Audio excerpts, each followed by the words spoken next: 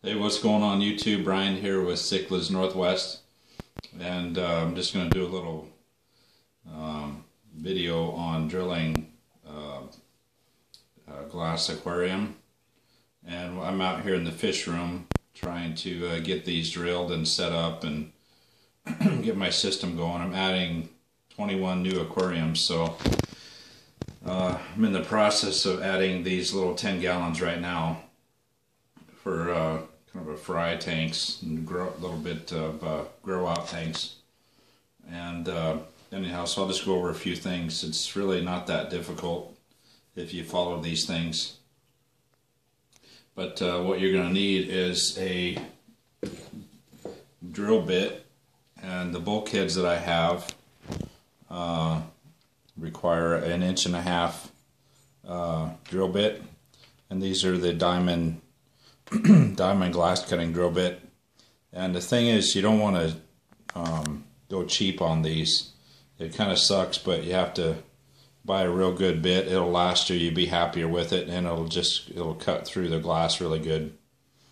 And next you'll need a cordless drill, and you'll see that this does just fine.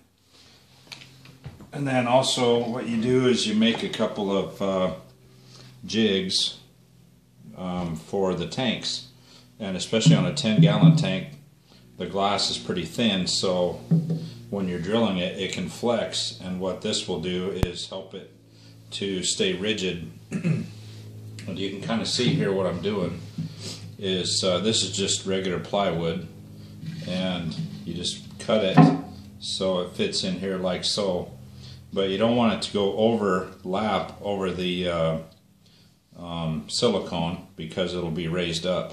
You want it to be flat on the glass, and also you don't want there to be anything between the board and the glass to cause any pressure or crack it. So what you do is you put this on the bottom, and then you just make another little jig for the top. And I believe the best way to do it is just to make a notch, and you can see this isn't even perfect, but the notch is right where I want the drill bit to the hole to be. And what that will do is it'll help keep your drill bit from walking across the glass and scratching it or cracking it. So next, what you need is just some small clamps, and I just use these C-clamps. And the thing is with these, they can put a lot of pressure really quick, so you got to be real careful on cinching these up.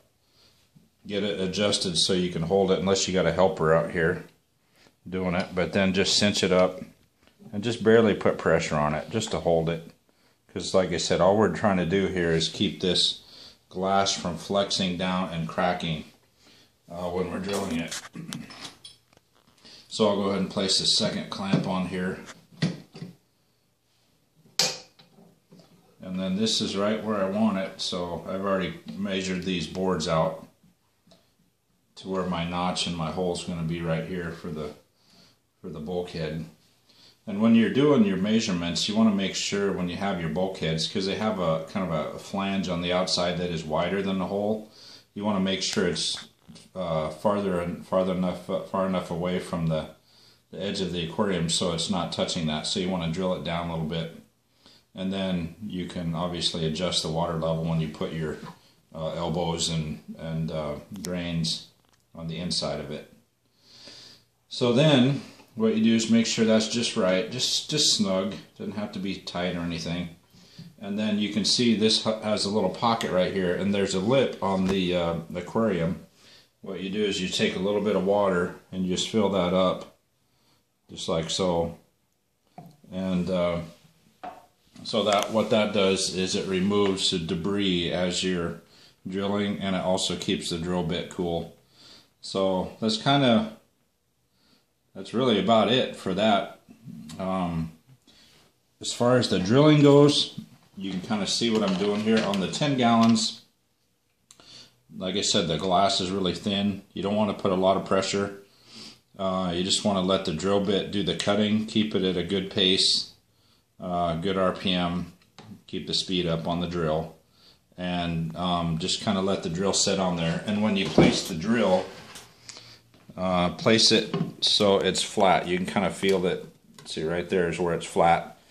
And then when you start the drill, hold it against the V notch so it doesn't walk away, and just kind of hold it and start the drill. And then you'll see as I go here, I'm just going to hold it steady at a good speed, and you'll kind of be able to tell once you get the hang of it. But just take your time the first time, but you'll see what happens here, and then I'll just stop it when I'm done here.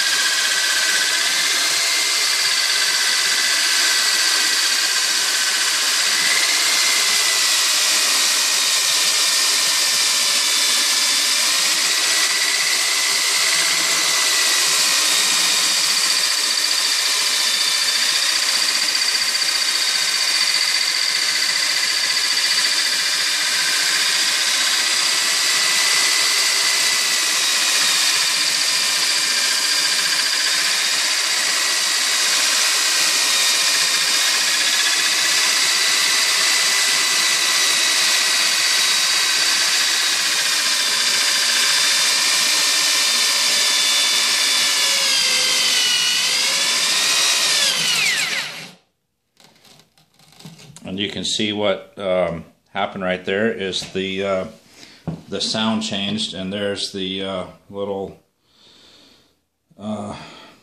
piece of glass there in the hole, and you can see the water still in there because the wood on the bottom. So, and this water is actually, you know, warm to the touch, so it does make a difference. The bit does need to stay cool. And also another thing, when you're drilling, some people will tell you to start at an angle and then, well, not that much of an angle, but then bring it in. Yeah, don't do that. Keep it flat and just ease into it, and then keep the speed up. That's the key. If you don't keep the speed up, you'll clog the bit.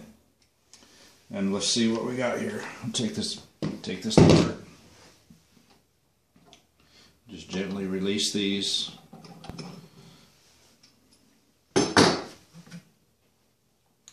And then make sure your board doesn't drop on the inside. Pull the clamp out. And you can see some of the particles, little glass chips. And what I do is I just keep a bucket here, because I'm going to reuse this. So I just rinse it off into the bucket. So then my board is nice and smooth again for the next one. And then there you go. You can see what the jig is like there. And then just a nice clean cut. And what I also do is I use a kind of a Rubbermaid tray here, and then I use it to rinse the glass off and stuff right into the tray and clean the tank up like that.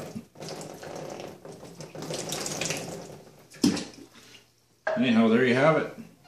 That's how you do glass drilling.